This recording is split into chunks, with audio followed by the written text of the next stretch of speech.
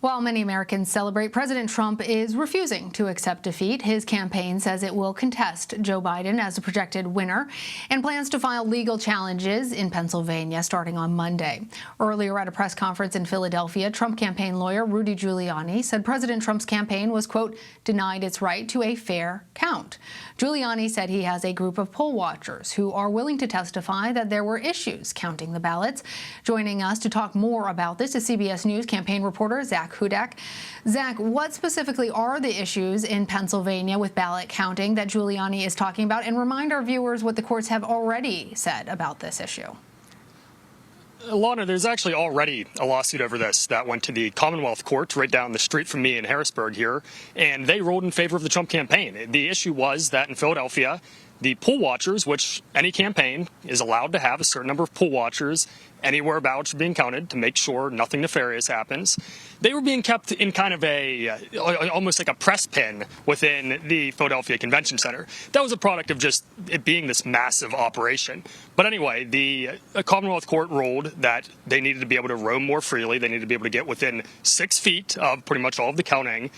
In Philadelphia, they actually halted counting at one point and then made this adjustment. So what Giuliani's talking about, I want to be really clear. Poll watchers were in the room, and Philadelphia actually made a change to follow a lower court's order. So whatever Giuliani's going to be coming out with on Monday, it seems clear he wants to discount about 600,000 ballots in Philadelphia.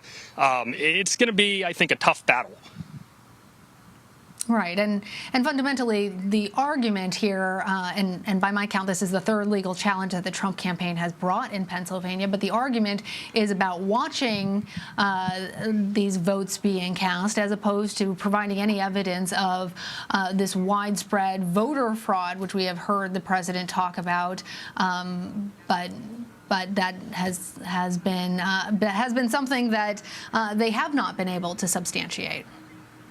So, Zak, what is the campaign now trying to do in these remaining moments to try and rally and maintain support behind the president if, in fact, these legal challenges aren't able to amount to any change in the outcome of the election? Really, a lot of the legal challenges are the thrust of their momentum right now, or whatever momentum they have left. They're also trying to get ballots that came in within a 3-day extension not to count, and they're trying to limit how long voters are allowed to make corrections on the identification part of their mail ballots. What's particularly interesting about that is, yes, those are categories of voters that traditionally would skew Democrat, and it seems they have skewed Democrat, but those votes aren't even in the tally that we have so far that the president is behind in. The traditional recount strategy would tell you if you're behind, you want as many recounts as possible. Now, this isn't a recount, this is a count, but you would think similar logic would follow, that if you're behind, you want those ballots that haven't been counted to count, which is different from the Philadelphia situation because those are ballots that have already been tallied. But the campaign is raising tons of money for legal defense. But I would note that if you look at those emails they're sending out raising it and you read the fine print, 60% of those donations are actually going to paying off campaign debt, not fighting these legal fights. So supporters should be aware that if they make one of those donations, it's not purely going to these court battles. That is fascinating, Zak. All right. Well, how is the Biden campaign responding to the Trump campaign's threat to file additional legal challenges?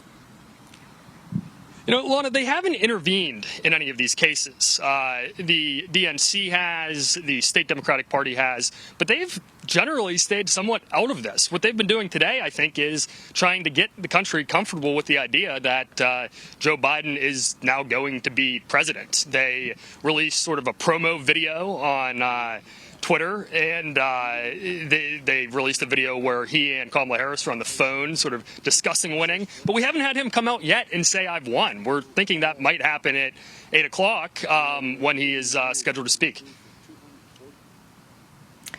All right, I'm still marveling at that fine print that you pointed out, Zak. That some of that money that they're mounting for the legal challenges are actually going to pay off campaign debt. Very interesting stuff. Zak Hudak, thank you. Thank you.